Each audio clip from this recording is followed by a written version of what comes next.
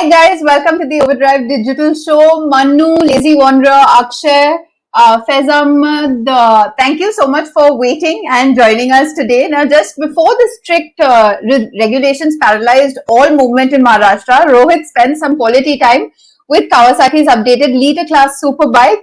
We've got the story for you. Just remember to send us any of the questions that you might have. Bert and Rohit will be joining us shortly to answer all of your questions. Take a look at the video.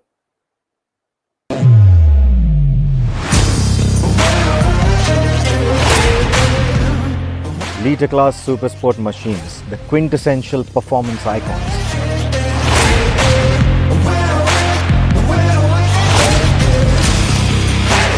The flagship that every motorcycle maker wants to show off as the halo bike.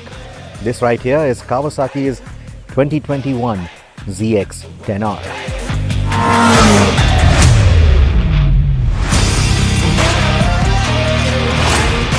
It's natural for anyone to expect the technologies of the flagship to filter down to the smaller vehicles in the portfolio, but the H2 only lends the 10R its aerodynamic bodywork and not the supercharger, because the World Superbike Championship simply wouldn't allow it.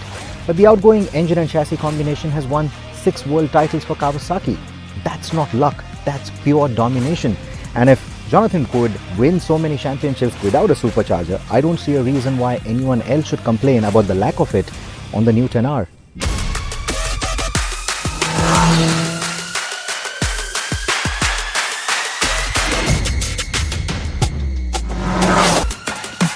Kawasaki have yet again gone with the why fix it if it ain't broke attitude. The engine and the chassis have been carried forward with very minor advancements. So if you think about it, the new 10R gets all the aerodynamic advantages of the H2 while it gets its mechanicals derived WSBK race winning motorcycle. So you want brag rights? There are plenty of them. Let's start listing them down. The mean green machines may not have the MotoGP connections anymore, but there is tech from the Premier Class Racing neatly integrated into that bodywork. Unlike the ungainly wings seen on the most new Supersport monsters, the 10R neatly integrates these next to the tiny-eyed LED headlamps, with the exhaust for this airflow achieved with the gills below the handlebars. So on the previous 10R, if you've complained about a floaty feel under hard acceleration or coming hard out of corners, all of that is ideally sorted with this particular motorcycle. It feels nice and agile. Now to put numbers to all of that, those winglets that you see here, they give this motorcycle about 17% extra downforce, whereas the overall aerodynamic efficiency has gone up by 7%.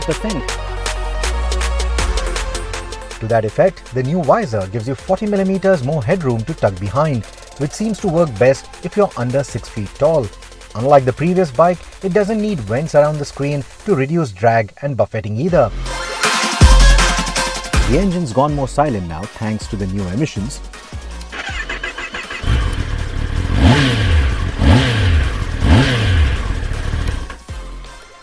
And the low end is softer than before.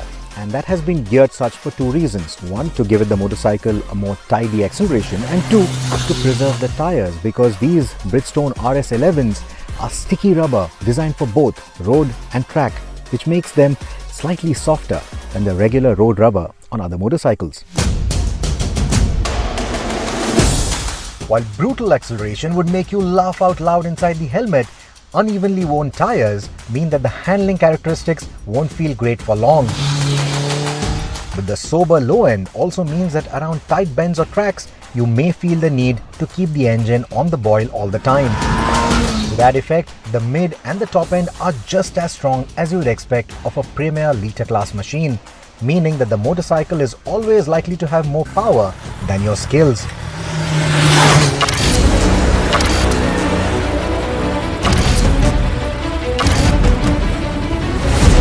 Should you need to go all guns blazing for drag races or race starts though, there is the Kawasaki Launch Control Module, activated by simply pressing the mode and the selector switches simultaneously.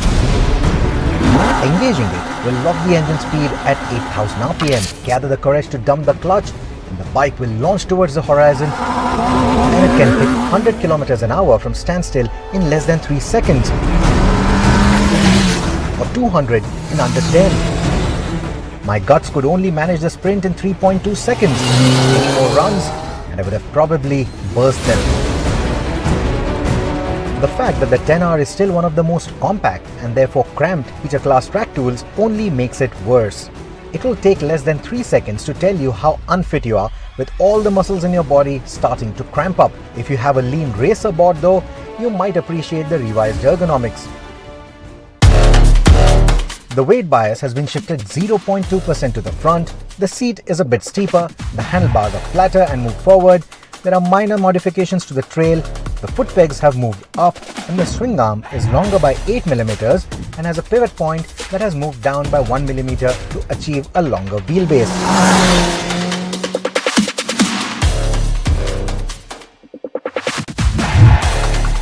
All these changes have made the riding posture a bit aggressive, but you would have to ride the new machine and the older one back to back to understand the differences, especially in the front end. Now if the foot pegs, they feel a bit too high up for you, or if the handlebars feel a bit too cumbersome, need you to stretch out, get you to look awkwardly into a corner, in that case, the solution is simple. You just need adjustable pegs and bars. Further changes to the chassis elements come in the form of marginally softer springs in the Pro-One Showa balance free forks and a stiffer rear spring. Both ends of the suspension are fully adjustable, and even out of the box, you will be astonished at how well damped the feeling is for a super sport on the street, without compromising on the track-worthy handling characteristics. I have had fancier electronic suspension feel more bone-jarring than some of the Ninja's rivals. In comparison, this one doesn't feel like that, but the electronic suspension can be adjusted at the touch of a button. This one is going to need tools, which is easy, and knowledge, which is difficult. After all, Kawasaki can't give you everything at this price, can they? But they have still managed to blow the competition out of the water on this one. Despite being one of the most affordable liter class machines out there, it has all the electronics that you can think of.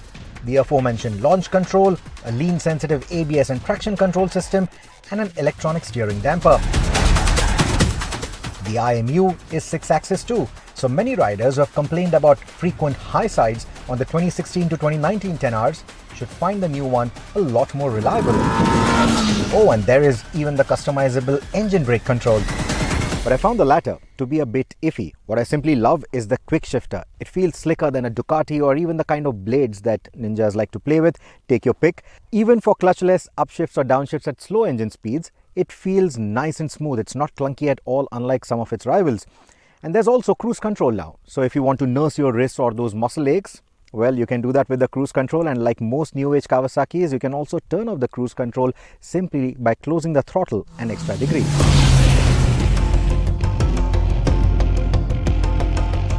There's also a simple yet functional TFT dash similar to all new Kawasaki's, and it pairs with your phone for Bluetooth telephony and ride logging. And though there is a programmable shift light right above it, the tachometer isn't as legible as the brightly lit unit on the outgoing motorcycle. But the bottom line is, the 10R is loaded to its gills whether or not you like silicon trickery, and having all of this at this particular price point simply makes its class rivals sound illogical.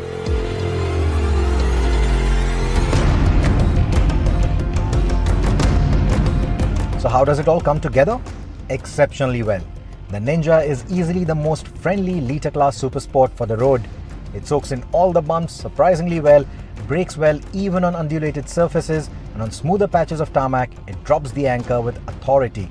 So I'm not complaining about the lack of the Brembo Stylema calipers over the relatively old M50s that the 2021 10R continues to use.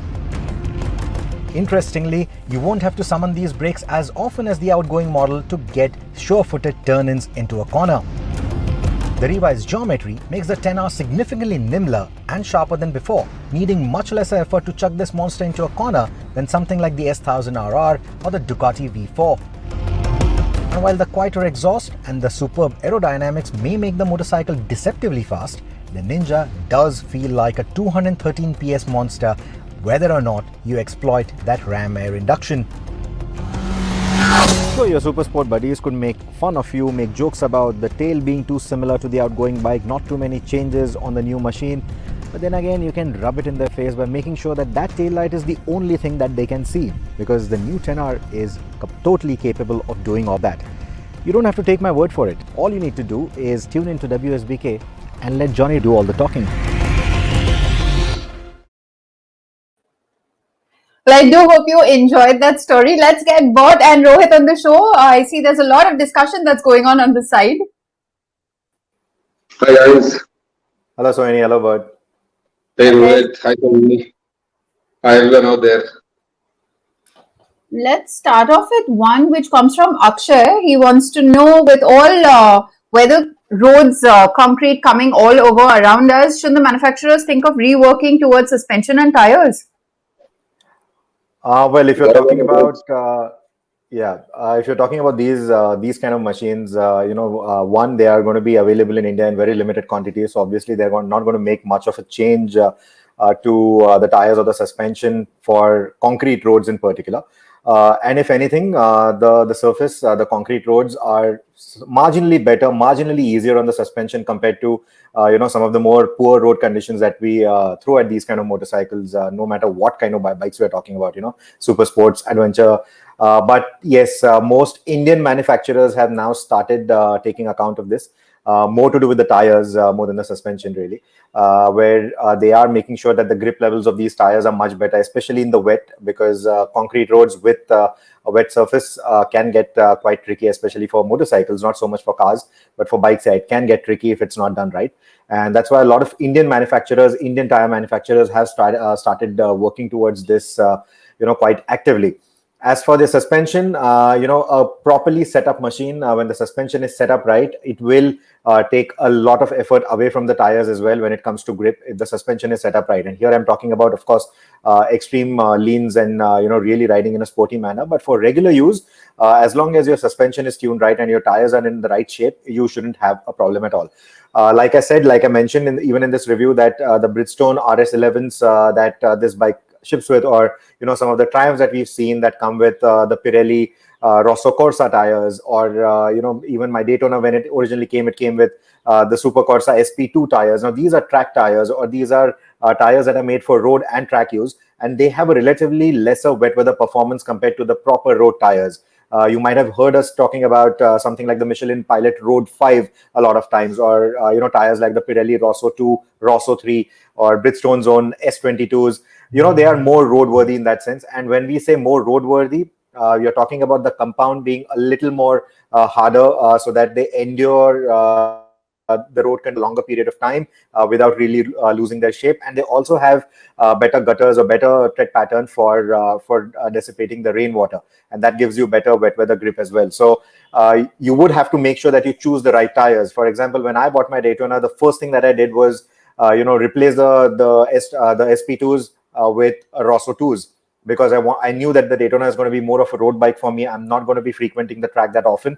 So what you choose will also make a lot of difference. Just because your motorcycle is shipped with it doesn't necessarily mean that that might be the right tire for the kind of road that you're going to be riding on. So Akshay, your question is absolutely valid. So if most of the roads that you're going to be riding on are going to be concrete, you might want to get something that's a little bit grippier if you're going to be riding your motorcycle in the rains as well. And I hope you do. If you do that, then you might want to get something that is more road biased and not so much that is a track biased tire. And you should be perfectly fine. And like I said, every motorcycle, if it has adjustable suspension, it's a very good idea to make sure that you adjust the suspension to your particular weight, your particular riding style, so that your motorcycle behaves the way it was intended to. And then I don't think you should have any loss of grip or any unintentional loss of grip from your motorcycle if you set everything right. In fact, Rohit, he had a follow-up question as well. He wanted to know, sorry, I'm facing some sort of lag, so I'm not being able to see the question myself. Can you see the question on the screen now? I just saw the question on the screen. So I don't know. Very frankly, we live between Pune and Bombay, and we use the expressway quite often for cars, and certain sections of that expressway are mandatory to be used for motorcycles as well, because of lack of alternative roads. And very frankly, if I was given an option, I may not want to really ride on the expressway, with motorcycles at all, irrespective of the capacity, whether it's 400, 650, thousands, whatever it may be. I'm not very sure if I would want to ride on the expressway, because purely because I'm not very comfortable with the kind of road quality that it offers. You know, the tarmac still feels a lot better to me on the motorcycle, even in terms of the grip that it offers. Especially the Bombay-Pune Expressway, it is quite bumpy. So even when you're talking about legal highway speeds, 120, 130, there is quite a bit of movement from the suspension that you get on that road. So if it's a street bike, if it's a normal adventure bike, it's still fine. But something like a super sport, which is maybe slightly more stiffly sprung for sportier riding dynamics, there it starts feeling a little weird, because it starts tracking around, it starts swaying quite a bit, and I wouldn't want that kind of movement to be happening from my motorcycle if I'm not intending that movement, really. So I'm not very sure if I would be in for having motorcycles on the expressway. We also have to keep in mind that we've seen that with the cars as well, that you will have a lot of people getting onto the expressway and then driving at speeds that are probably equivalent to a walk in the park. You will have even cars like the Tata Nanos and the Altos, which are ideally city cars, coming onto the expressway and driving at about 40 kilometers an hour, 50 kilometers an hour in the right lane, in the overtaking lane. In the middle of all this, do you want to add motorcycles to it as well? Not everyone may be a responsible rider. Not everyone might ride in a proper way and in the proper lane. So I don't know. I think we'll just add to that madness a little bit more and make it a little bit more dangerous for everyone, is what I particularly feel. If we can have dedicated roads for two-wheelers and four-wheelers separately, I think that would be a better bet in my books. Apurv wants to know how's the ZX 10R to ride on a daily basis, given the committed ergonomics. Right, Apurva. So let's get this straight. That most liter class super sport machines, or most super sport machines for that matter, anything from an R15 all the way up to the 10Rs and the H2s of the world, the super sport is always going to be more committed. So it's certainly not going to be as comfortable as riding a street naked with straight handlebars, or an adventure bike which has a lot more suspension travel as well. So it's certainly not going to be as comfortable as that. So once you're okay with that form factor to begin with, then if I were to compare it to maybe something like the S1000RR or the V4 from Ducati, this one feels a lot more manageable. This one feels a lot easier to ride. It is still one of the more compact liter class machines out there, but most of them are now getting smaller and more compact. It does feel cramped, but compared to the others, it's not as bad. I can live with it if I have to. In fact, when we shot this video, I think we spent almost 14 hours shooting this motorcycle because we began really early in the morning. I left home at 4 o'clock with this motorcycle, and I came home in the evening after sunset. So 14 hours, and one of those PTCs, or one of the Piece2 cameras that you see where I'm sitting on one of the steps, believe me, that was the only time that I could actually sit somewhere that was not a motorcycle seat. All the other times I was on the motorcycle, and at the end of 14 hours, yes, my back was aching. But honestly, I have spent lesser time on some of the other super sport machines, and it's literally, left me with no intentions of riding a motorcycle for the next week or so. Thankfully, the ZX-10R did not do that for me. So yeah, out of the current crop of liter class motorcycles, I think it is one of the most manageable bikes for everyday use as well. Though, would you really want to take a liter class machine to office, a liter class super sport bike to office? I don't know. It doesn't heat up that much in city traffic, but I still wouldn't do that. I would still go with something more comfortable. But if you really have to do that, this is the more manageable motorcycle. Now, all this while saying that I haven't ridden the new Triple R, the Fireblade Triple R, and the reason I'm making a mention is because right from its inception, the Fireblade has been the benchmark to beat when it comes to a liter class super sport bike that is also easy to use for your regular city commutes or city use. But I haven't ridden the new Triple R. But if I were to compare the new 10R to the previous Fireblade, I think I would still take the 10R any day. Alright, I'm going to ask you a question about Kawasaki itself. There are 3 questions that I'm going to pose to you. One is from Asif. He wants to know any update about the Kawasaki 250cc inline motorcycle. There's one from Akshay. Is the Versys X300, the BS6 variant, coming to India? And what is the date? When can we expect the Ninja 400 to come to the Indian market? Okay, so I'll go one by one. I'm guessing that Asif is asking us about the 250 inline four, the ZX 25RR. I think ZX 25RR is what it's called, if I'm not wrong.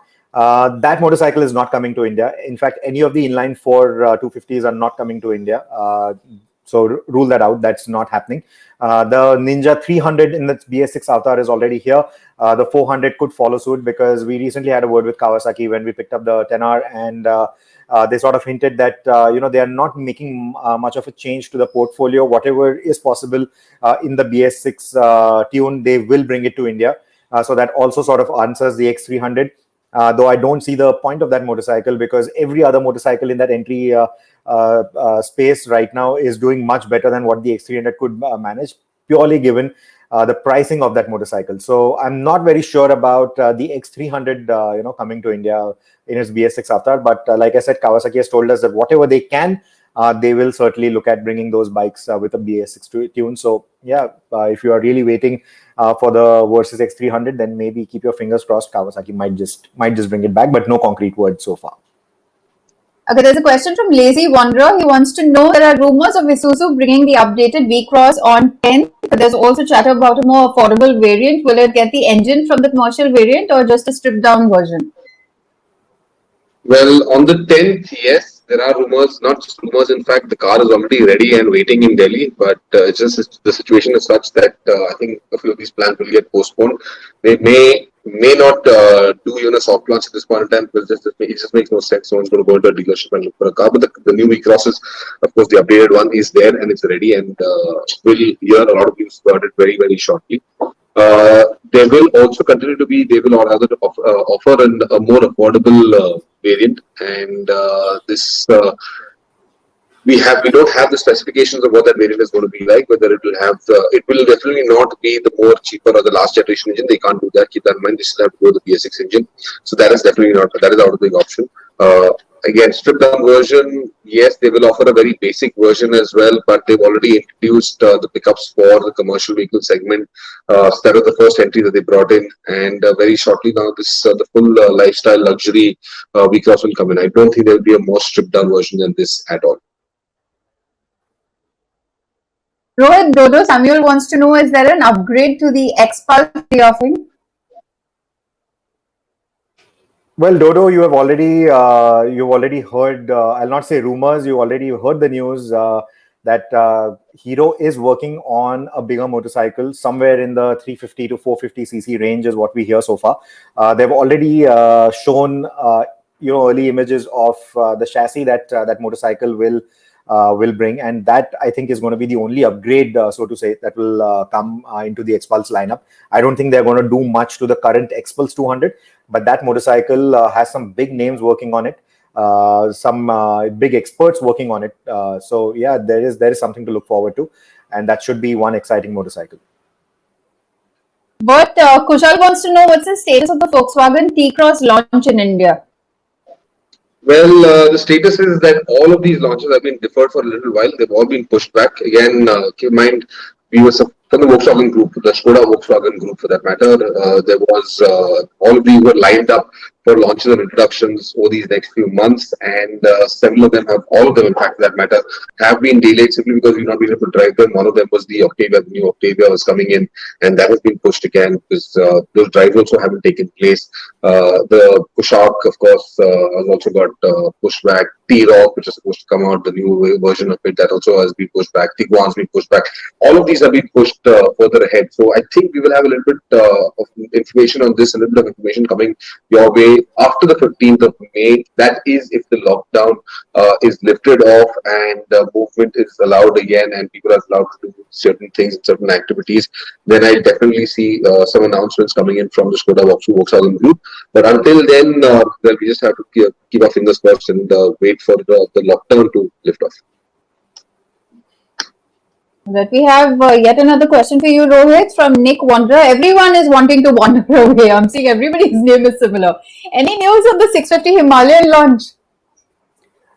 Well, he's a wanderer and he wants to know about the Himalayan, a bigger Himalayan, of course. Nick, no news of a 650cc Himalayan. In fact, the last bit of news that we heard from the RE camp, unofficially, of course, was that the 650 Himalayan may not happen at all because they're unable to get the kind of tune that they want from their engine to fit into the Himalayan scheme of things. You want that slightly better low end and mid range performance, and they're unable to get that kind of a performance and the kind of weight distribution that they want from this particular motor, and they're unable to get that whole chassis and engine combination right, is what I was told, is what I hear from inside Royal Enfield. But again, we've been harping on this every now and then, that Royal Enfield has been saying that every quarter, if everything goes as per plan, of course, now lockdowns happening, third wave coming in, we don't know how things are going to pan out, but the target was that every quarter this year, they want a new motorcycle out into the market. But I don't know. I don't think that 650cc Himalayan is going to be happening anytime soon. We have that 650cc Cruiser certainly coming on that platform, but will an adventure variant come out on that 650 platform? I'm still not sure, because I'm not hearing very good things about it. Okay, here's a good question from Rahul Samuel. He wants to know about LED lights for mopeds. Usually, even in the city, people use high beams that blind sound coming from the opposite side. Are we compromising safety of other riders here for light throw or looks? But you want to take that? Well, okay, let me tell you this. Now, yes, LED lights can be pretty disturbing, whether it's on a four-wheeler or on a two-wheeler, and that's also because the LED light, the area that it works in, or that it operates in, is quite disturbing to the human eye, and the brightness and the glare is quite strong. It can tire out your eyes. One, it can also distract you from driving or riding, or rather, the person who's oncoming, who's facing that light. So it is an issue. Now, for mopeds, I'm not so this thing about mopeds, but in general as well, yes, LED lights work very nicely where you've got, it gives you great signature looks for as daytime running lamps. But for headlamp purposes, I think the next generation, or the future that's coming in is, for instance, is matrix lights, which essentially identify if there is another object or the light is disturbing somebody ahead, and it can cut off, those particular LEDs and reduce the glare, or not distract that person, the oncoming rider. So I think that's one big advantage, or rather one big technological change that's coming up towards, how would I say it, very high intensity lighting, vehicular lighting for that matter. But yes, we are compromising safety. Now, I've got an LED light on my scooter itself. It's a TVS Scooty Pep, and on that scooter, the LED, the daytime running light, the LED, if I don't switch on the headlamps, the LED is quite powerful. It's quite strong, and it can be very, very distracting. And I've noticed this in a lot of the scooters as well. And a lot of people utilize these LEDs to continue riding, or they just prefer to stay with the LEDs on rather than using the headlamps. Keep in mind the headlamps that you get on two-wheelers, especially scooters, motorcycles, or even mopeds for that matter. Even if they're halogens for that matter, they're directional lights. They're thrown. The light is thrown on the road in front of you. The LED lamps that you get on these two-wheelers, they are spread lights. They're just meant for decorative purposes, but they are bright enough to be very distracting. So yes, to everyone out there, ideally keep sticking to halogens. There are good halogens. There are more focused halogens. You get better lights in the aftermarket as well, which will get you better not just focus, spread, and intensity as well, without actually having to distract or disturb oncoming riders and drivers. All right, we'll just go through the news from this week, and you can keep sending us your questions. We'll answer them very shortly. Let's start off with Mahindra. Mahindra is setting up a new advanced design center in UK, which is being called the Mahindra Advanced Design Europe, and will be operational from July this year. This facility is the latest move in the 3,000 crore rupee investment plan made by Mahindra to shore up its infrastructure and products. This new design center will work in conjunction with Mahindra's other design outposts, like the Mahindra Design Studio in Mumbai and Pininfarina Design in Italy. Given the West Midlands region is a hub for numerous design studios, Mahindra will draw from the fresh pool of talent churned out by some of the reputed design institutes in the region. The new center will be the design hub for the new EV SUVs and other new mobility products, both in the personal and commercial segments that Mahindra has plans for over the next few years. Moving on, after almost 2 decades, Skoda has unveiled the new 4th generation Fabia. It's based on the Volkswagen Group's modular MQB AO platform, is larger than the outgoing model. It's 111mm longer and 48mm wider than the previous model, with a 94mm increase in wheelbase, and also claims to offer class-leading 380 liters of boot space, which can be increased to 1,190 liters. The Fabia boasts of adjustable cooling shutters in the front bumper, helping the car reach a class-leading 0.28 drag coefficient.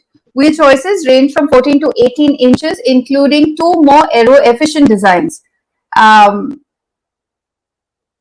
The cabin gets a new 10.25-inch cockpit, dual-zone climate control, optimized storage, and a folding front passenger seat. The car can be spec'd with up to 9 airbags, aside from adaptive cruise control, up to 210 kmph, and blind spot assist and park assist.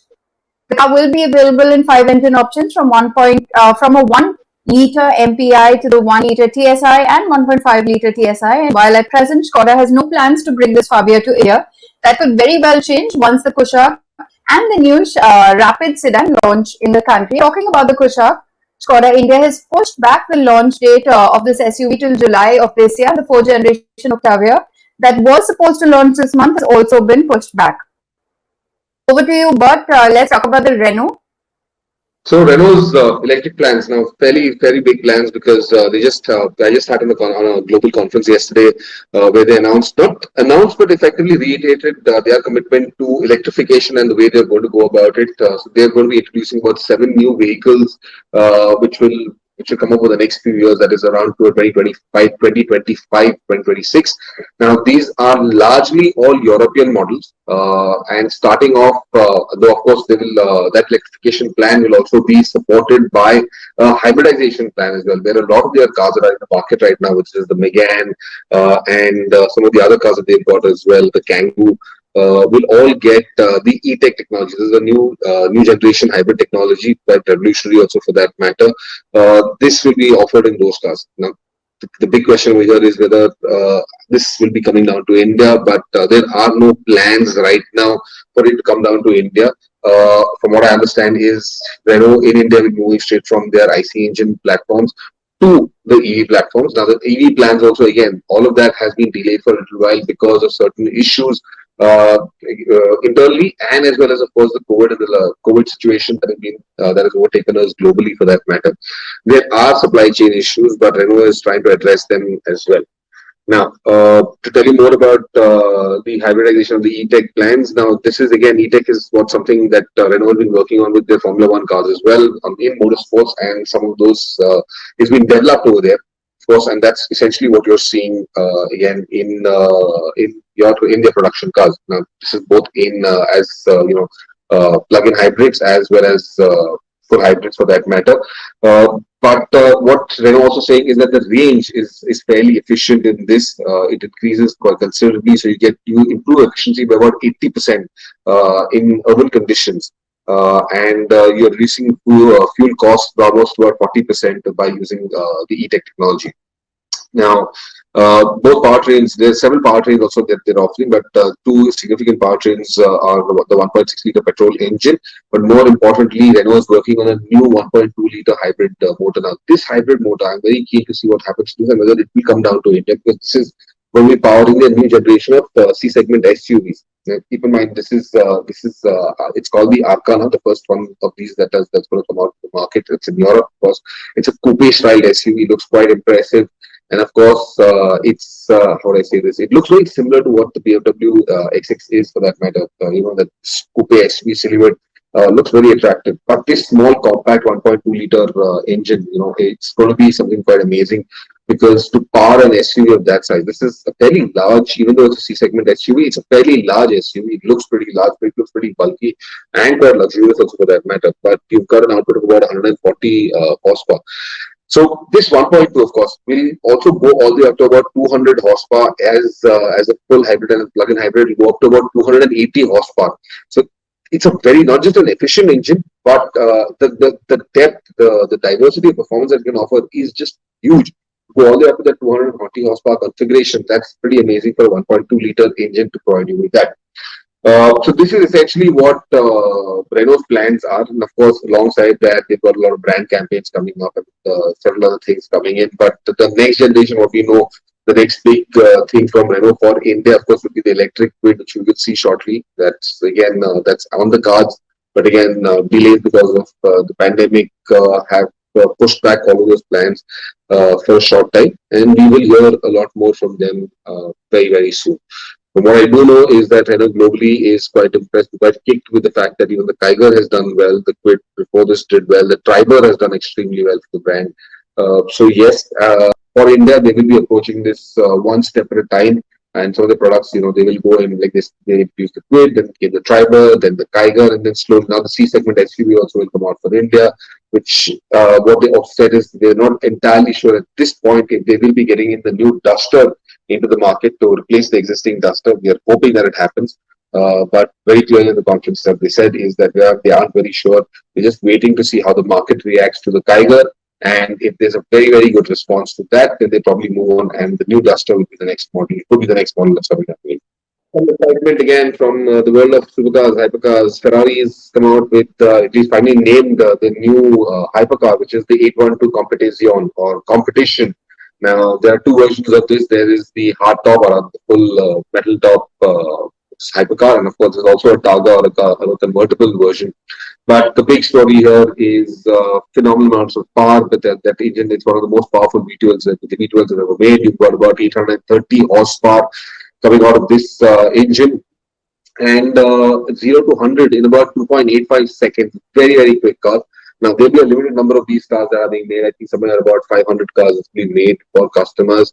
Along with it, they've also opened up a new center in Modena, where they've got a customer club kind of a thing. The customers can come with their cars and drive some very exciting stuff. And this is exclusively or a very exclusive club for that matter.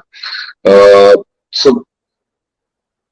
Cost of the car in Europe, in Italy, quite expensive, almost €500,000. Very, very expensive. But I mean, it's quite amazing. They will be very, like I said, very limited in numbers. 6.5 liter actually aspirated V12, probably one of the large generation of V12s also that we will see coming out from there. Both whether it's with the 812 Competizione or the 812 Competizione R, which is which stands for Aperta or open top. Now, interestingly, all the models, like it says right there, they're already sold out. So, well, I don't know what the pandemic has brought about, but it definitely has affected the poor to the middle class. But the rich, of course, well, I don't see much. Wealth has only increased, and one of the proof of that is out here. The 812 Competizione has been sold out. So let's see. We're hoping to get a story in this someday. We don't know how it's gonna pan out, but hopefully we'll try it someday when things open up globally. Another interesting fact about the new 812 Competizione is that full aluminium engine covers. Again, there's no perspex cover with them, so when you're sitting inside the car, there is no direct view to the rear view. There isn't a rear view mirror as such, like you know conventionally. But there are cameras which project an image onto a radio camera, and that's the only thing that gives you a view of what is behind your car. But most of the time, you won't be looking back simply because the car's just too damn fast on the roads.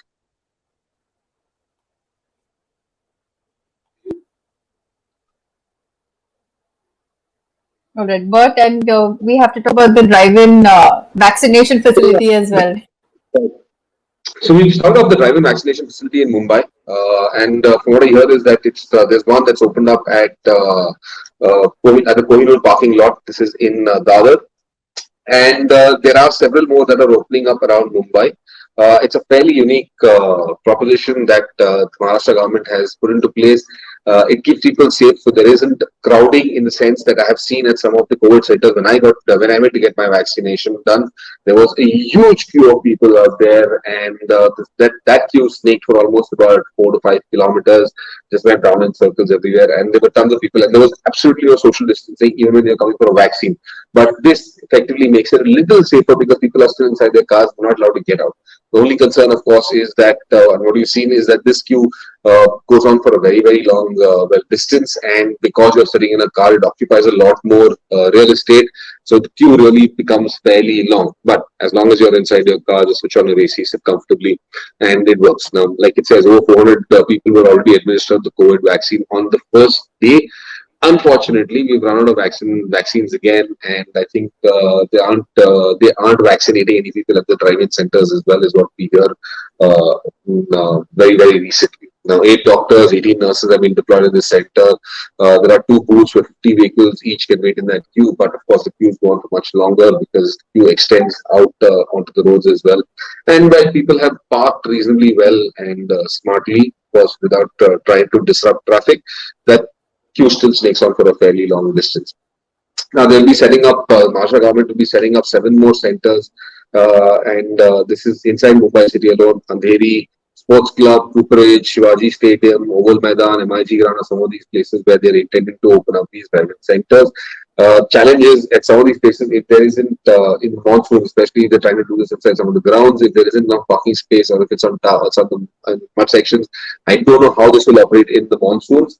But let's wait and watch and see. I'm sure they will have a plan. So far, whatever Maharashtra government has done inside the state has worked pretty efficiently. There's been optimum utilization of space, of manpower, of hospital beds, of oxygen supplies. Everything has been optimized brilliantly. I think this is again another model that should be replicated in some of the other cities and other places around India as well. Which are facing a huge rush of COVID patients and people looking for vaccinations. This model works very well. Let's hope some other cities in India adopt this model as well. All right, over to you, Rohit, for big news from Ola Electric as well. Yes, so another week, Ola again creating some news, and this time this news is from the design department. So Wayne Burgess, I don't know if you've heard that name, but if you're a car enthusiast, I think you might have heard that name. He's a designer who's given us cars like the Aston Martin DB9 and the Jaguar F Type. So, some stunning sports cars there. And now he is going to be leading the vehicle design department for Ola Electric. So just a couple of weeks back when we discussed a few questions on the Overdrive digital show, we were talking about what other vehicles will Ola bring out. There is a possibility of an electric four-wheeler. There is a possibility of an electric motorcycle. They will, of course, begin operations with the electric scooter. That design is already established, and that scooter is already ready. But there is a whole lineup of new products that will come out from Ola, and this man will be in charge for designing all those vehicles. So Wayne Burgess is now with Ola. In fact, we also hear that Julian Thompson, who is one of the key people at Jaguar's design facility right now, one of the heads, he is also quit Jaguar. And there is a rumor that he too might join Wayne Burgess at Ola Electric. So that's still a rumor. We don't know how true that is. But yeah, there is quite a bit of action happening in the automotive design space, with even Pratap Bose now quitting Tata Motors, and rumors rife that he will mostly join Mahindra and be a part of the MADE that we just spoke of on this particular show. So that news is, of course, from Ola. We also have one small bit of news. The Aprilia RSV4 and the 210 V4, they have now been listed on the Aprilia India website. So if you are interested in the new motorcycle, the European reviews are already coming out on the interwebs. If you are excited about that motorcycle, you could get in touch with an Aprilia dealer and you should be able to book yourself one if you want. The next bit, we have an interview, but before we get on to that interview, let me quickly tell you what it's about. So there's this new gadget that is being developed by Leo Burnett. Now, Leo Burnett, we all know, they are ad gurus. They have developed a new gadget in association with Acco Insurance. So both companies not having much to do with gadgets, but they are now building this new gadget, or at least the concept is ready. It's called Street Eye. So Street Eye essentially is a gadget that sits on top of your motorcycle, and it will scan the road for potholes. Now, it may not sound like a big deal on dry days, but during the rains, there are a lot of potholes that are waterlogged. People don't see them. Motorists don't, especially motorcycle and two-wheeler riders don't see them, and it has led to a lot of deaths in India. Even during the pandemic, there have been over 2,000 deaths is, what the statistics say, that even during the pandemic, 2,000 people have died purely because of, accidents that stem because of potholes. So this device could actually be one of the saviors, because while it does not stop the vehicle on its own, it at least lets the rider know that there is a pothole which may not be in their field of view at all. And that is one interesting concept, at least on paper. Bert had a chat with the people behind the Street Eye, and here's how the interview went. Dheeraj, thank you for being on the show with us today and for giving us your time to talk about Street Eye. We realize is that potholes are a big menace, and especially in markets such as India. Now, one idea as to how do we prevent potholes, but we said and they lead to fatal accidents for bikers as well. So this is a device which you strap onto your bike, right? And it has lidar technology, so it maps upcoming potholes and it alerts the riders of the bike about upcoming potholes so that you can navigate around it and thereby preventing fatalities. So that's really the product that we are bringing, and we are doing this in collaboration with ACO, which is an insurance brand, and a large part of ACO's play is in bike assurance. So, Dheeraj, tell me something. Street Eye, it's a device for the motorcycle consumers. Leo Burnett is an advertising firm. What's the connect? Where did the inspiration for a device of this sort come from? Yeah. So, we've realized that the job of creativity is not just to, do TV ads or print ads or out of home ads. We realize that you can bring technology and creativity together to solve larger problems that people are facing, and brands can be part of solving these real problems. Who is developing this technology for Leo Burnett? Is this something that is developed and designed and built in-house? Or do you have a technology partner who's providing you with this technology and enabling you to, kind of get this to market?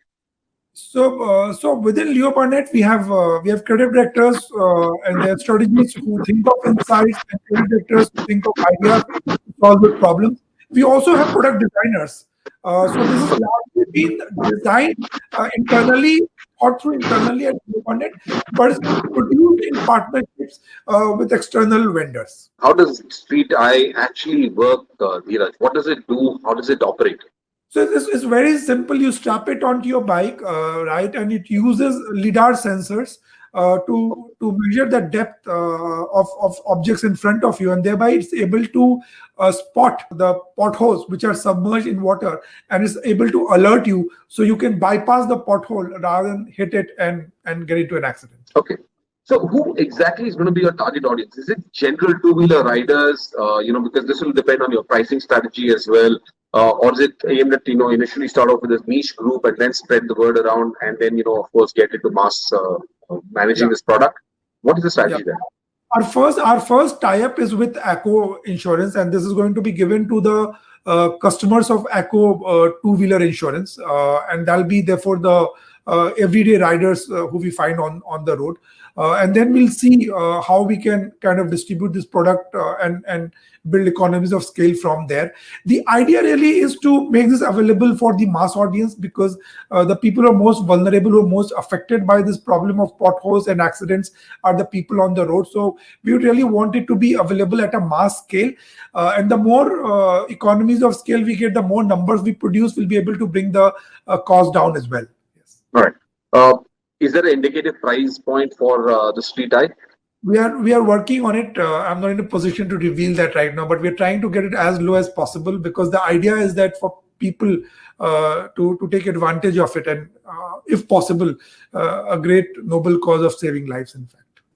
And by when do you intend to getting it out in the market?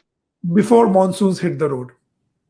Hopefully, fingers crossed. The way situations are you positive that could happen, or will there be some delays? So we've been pushed back a bit on our timelines because of the current lockdown, which we didn't anticipate at such a large scale. But we're still trying. We are talking to multiple vendors, and we are making good progress on that. Dheeraj, I wish you all the best with this product, and I do hope it creates a change, enables riders to be a lot more safer on our roads. Thank you so much. Thank you. The video is up on our YouTube channel as well. You can revisit it. In fact, a very good, a very creative idea. We'll get back to our questions. Many are piling up, but here's one from Lakshmi Anshul Sharma. Recently, UK confirmed that they have made a flying suit which can fly a person for a speed of over 130 kilometers per hour. Do you think this can be a big competition to cars bikes in the near future? Well, no, this is not going to be competition for any sort of mobile device like a car or a motorcycle for that matter, or for a bus or a train or anything. Because simply because it'll be restricted by the range that we'll have. This could be this ideally works. We've recently seen a video circulating on social media about I think it was US soldier who kind of went flying around in a jetpack from his warship towards a small dinghy. But this does not have very long range, usability in that sense. So for short distances and for certain projects as well, keep that in mind. Where I think this will work very well is in the defense forces, for firefighting for that matter, where fire tenders cannot reach, very high rises for that matter above a particular floor. They're not able to reach and douse fires. So this would work in those kind of situations. You have to get to a difficult a place where be very difficult for a four-wheeler to reach, any wheeled vehicle to reach for that matter, then something of this sort would probably make better sense or would have, an advantage there. But will it replace a car or a motorcycle? I don't think so. I don't think you're going to see people zipping around. Otherwise, in India, you'd be wearing more than a helmet. You'd be wearing a crash-proof suit all the time. But we have a very good question from Dodo Samuel. He wants to know, do you foresee significant issues in the industry due to oxygen crisis or the pandemic, given the fact that manufacturers are jumping in to help in the lack of oxygen? Well, there are several issues over here, Dodo, and of course, one of them is yes, a lot of manufacturers have shut down their plants and shifted. Rather, they haven't shut down the plants to shift over to oxygen production. That's the wrong thought there. They have shut down the plant because yes, COVID has spread amongst their employees. A lot of people up in the north or wherever across India, for that matter, have fallen sick, and a lot of their employees are affected. And yet, just to prevent the virus from spreading further, they have shut down plants. They've shut down operations for a while. What they're doing at the moment is undergoing maintenance, and which usually happens once a year. So they preponed all of those activities, and they're undergoing that maintenance at this point in time. And that is essentially what has happened. Now, as the shutdown also has been put into place, they are of course diverting some of their attentions towards manufacturing of oxygen and providing whoever requires it for that matter. Now, it's not an easy process. First of all, they're not in a situation where they can, give out they produce huge volumes of oxygen. It's just that whatever was being used by them, now that oxygen has been diverted towards for medical purposes, and that's about it. It's not like manufacturers are getting or jumping into manufacturing oxygen as such. So just the oxygen that whatever they were using has been diverted towards other purposes, towards more medical purposes, to substantiate whatever requirement is there out at the hospitals and other places. So yes, this is going to affect the supply chains. This is going to affect production, and this is going to affect sales as well. But it's not just the pandemic or the COVID scare that is brought about this. There is also, keep in mind, the semiconductor shortage that is affecting everywhere, everyone and everybody across the globe. All manufacturers are faced with this issue. In fact, on yesterday's press conference with Renault, this is one of the points that was brought about, is that semiconductor shortage is definitely affecting even their supply chain. So everyone across the world has been disturbed by this. This has put the entire automotive industry globally. It's set them back by a few months, almost 6 months.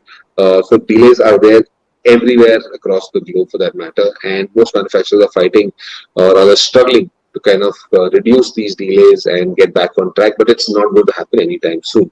So this, and of course the COVID is what is going to delay a lot of manufacturing, a lot of sales in domestic markets as well as international markets. All right. Kabir Advani wants to know any updates on the WagonR EV and similar cars in the sub 6 or 7 lakh rupee on-road segment. Well, there are a lot of updates. We will have a story on this very, very shortly as to what's happening on all the cars that are expected in the market, that are scheduled.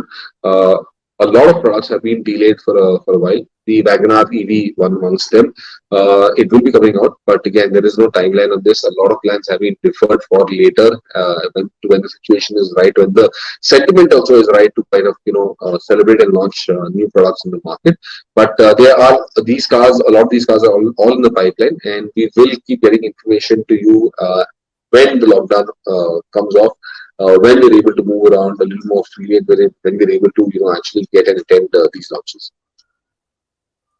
Rohit, there is a question for you from Aniket. He wants to know that Bajaj is not given the NS 125 ABS, although a smaller bike from them, the Platina, has it.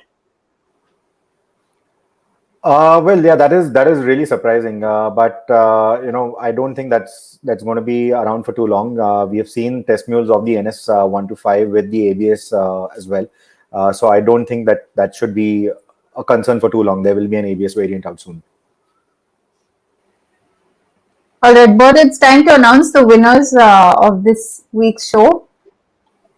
Well, I think four of the more interesting questions we've got today came in from, I'll just give you the names. Aniket Pal, of course. One is the Honda question. This is the question that you asked, and well, congratulations. We are happy to announce that you are one of the winners to get an annual subscription to the Overdrive digital magazine. Shashank is the other one. MG mainly focusing on Indian market, and the word Chinese, because it's the word Chinese, can that fail in the Indian market? Lakshmi Anshul Sharma, good question. Recently, UK confirmed that they made a flying suit. Can a person fly for a particular distance? And will it replace cars or motorcycles or two-wheelers for that matter? And Rahul Samil, who asked the question about the lights for mopeds. Usually, even in city, people use high beam that blinds someone coming to the opposite side. Are we compromising safety of other riders here for light throw/looks? So I think these are four of the more interesting questions that were asked today. I still don't see any other questions. I think we've more or less come to the end of this week's show as well. And well, yeah, Sohini, on to you. We need to send an email. People who won need to send an email across. So please do that. And yeah, Sohini, take us through. Sorry, we can't hear you, Sohini. You're on mute. Sorry, just drop in an email on digitalshow@overdrive.co.in. Congratulations once again. Aniket Pal, you won it for the second time. So congratulations to you as well. You do send us very interesting questions. Other people need to buck up. And, if you want the annual subscription, you have to work a little harder to impress us. Before we sign out though, let's take a look at what we have on the show for you on CNBC TV 18. Aniket Pal has already won a subscription. That's what I said first. Yeah, sorry, so the 4. Sorry, Mike, I was just going through the first story. I didn't tell you. No, that's what I said. 19th March is when he won a subscription already. All right, so we'll just take a look at what we have in the show on CNBC TV 18 tomorrow 1 p.m. A longer version of the story you just saw at the start, the ZX10R Rohit story. A chat with Bhavesh Agarwal on Ola Electric's hypercharger network, and more about pothole detection device for two-wheelers, Street Eye on Overdrive at 1 p.m. tomorrow, Sunday 12:30 and 8 p.m. You can also catch the repeat telecast, and the show also streams live on CNBC TV 18 Live TV. That's it from us then. From this week, we'll see you next week as well. Now, guys, stay safe, stay indoors. The pandemic, the virus hasn't gone away as of yet, and all you can advise is that there's been a lot of professionals in the automotive industry who've been hit very badly, for that matter. A lot of manufacturers, a lot of employees working for them have been affected, especially in the northern belt of India. And now that wave is sweeping across India, it's headed down for the south. Chennai and Bangalore are also getting hit very badly. So do take care, stay in, stay safe, wear a mask if you're going out, sanitize, of course, and maintain social distances. We have stayed indoors for a while now, and I know our feet are getting itchy to get out, try something, write something, get you some stories. Unfortunately, we don't have to me. A lot of these stories were banked much earlier, but we will try and get you something next week as well and see if that's possible. But do bear with us. In the meantime, you also stay safe out there. I just keep getting bad news almost every day. Just today itself, in fact, just in the middle of the show, I've got some bad news about some close family friends, and it just gets worse every hour, every minute. So stay safe. Don't be foolhardy. Don't venture out. It's not worth it. Just stay indoors. I think the maximum we should all do is change our names to Wanderers. So it'll be Bert Wanderer, Rohit Wanderer, and Sohini Wanderer joining next week on the show. See you guys. Right. See you guys. Take care. Have a nice week. Take care.